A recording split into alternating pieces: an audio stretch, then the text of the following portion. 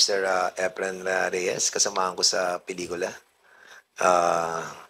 Ilan na ba napatay mo sa pelikula using licensed Ilang firearms? beses na akong pinatay. Good morning, Mr. Chairman and Your You are Honor. now recognized, Mr. Efren Reyes Jr. Go ahead. Thank you po. As a representative of Philippine Shooters and Match Officers Confederation headed by former TESDA Secretary Suharto Mangudadatu, former congressman too. I'm being the Vice President External of PSMOC.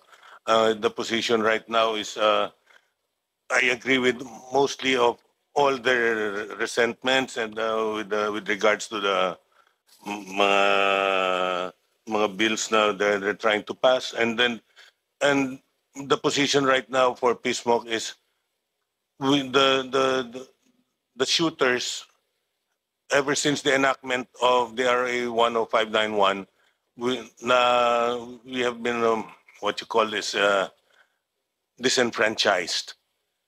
Nawala na po ang karapatan ng mga shooters with regards to permit to transport.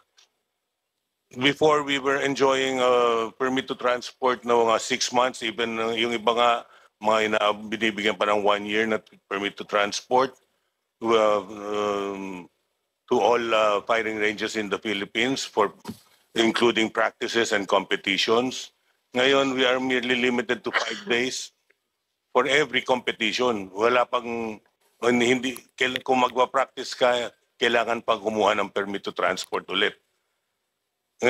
Masyadong nalilimitahan yung galaw ng mga shooters natin, where in fact our shooters also represent the Philippines in world competitions.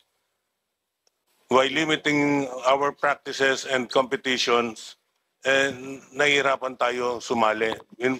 But in fact, lately we have been champions in world shoot. Mr. Topacio, saan yun? 1, 2, 3, sila ang tatlong pan-Pilipinas lahat ang nanalo. Australasia ba?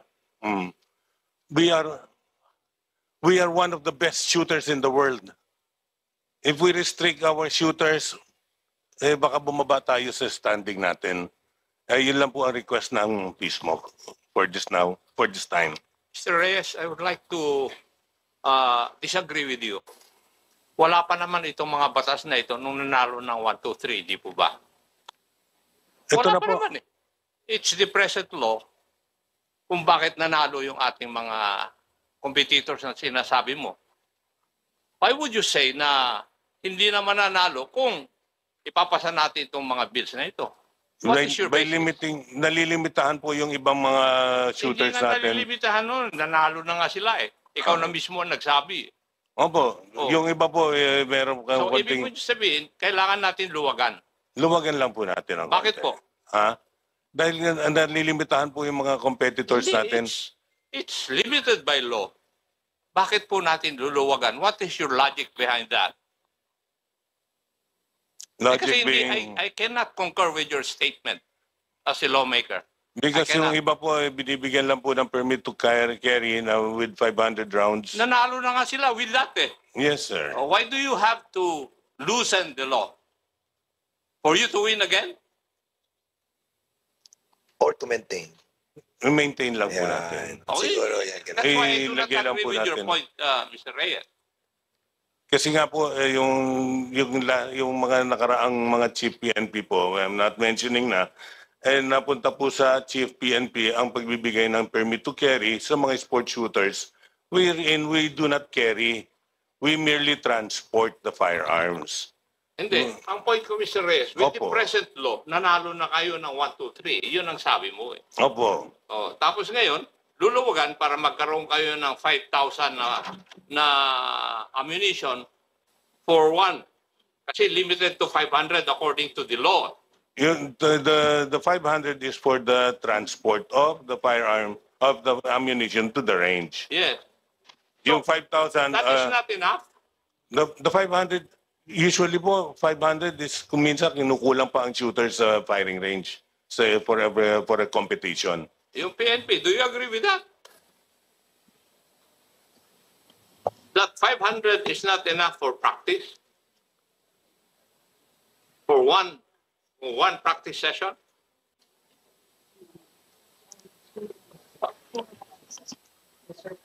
They can replenish it. Under the law, they can replenish. Oh, what's the problem? Opo. Wala palang problema eh.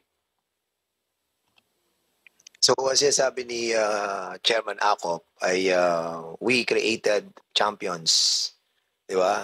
The best, no? Using the present law. And in this bill, increasing the amount of ammunition, no? Parang hindi natin nabibit yung purpose, di ba? Unless that we wanted to have more champions, no? In different categories. So probably that's the best answer. Yes, Mr. Chairman, we will just submit our position paper later. All right.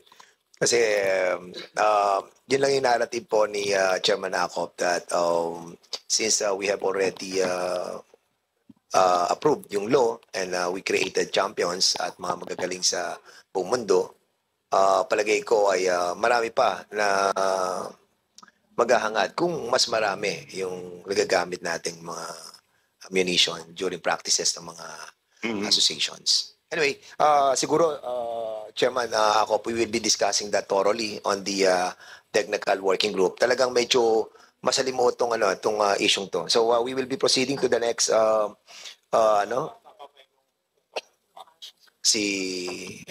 Mr. Topacio, are you raising your hand? Yes. Okay, go ahead, please. Mr. Chair, to answer the question lang of the good Congressman Acop, I think si Mr. Reyes, hindi niya masyado explain. A lot of these shooters during the gun ban and most of the time when they practice, a lot of them are in the US because in the US, they don't restrict ammunition. If you talk to any shooter here in the Philippines, especially those who compete abroad, I mean, my brother is part of the national team for shotgun, and he can only bring a certain amount of rounds during practice rounds. The minimum amount of ammunition, if you want to train competitively, if you want to go to the World Cup, if you want to join the Olympics or the SEA Games, is at least 1,000 to 1,500 rounds a day. And we are only being allowed, I believe, if you're a sports shooter, 500. And during that time, Mr. Chair, even if you replenish, it takes probably a week at most to get a permit to transport. Whereas if you're a competitive shooter and you're representing the Philippines, you would need to practice almost every day if possible. So I think that is the reason why these proposed amendments are being kaya siya linalatag po sa inyo, Mr. Chair. It's not only to allow yung amount of ammunition to be owned, but also most of the reason is because sports shooters really need to practice with a lot of ammunition. And bear in mind po, Mr. Chair, with the increase of ammunition na pinopropose po dito sa House Bill, from what we understand, this does not only include the civilians.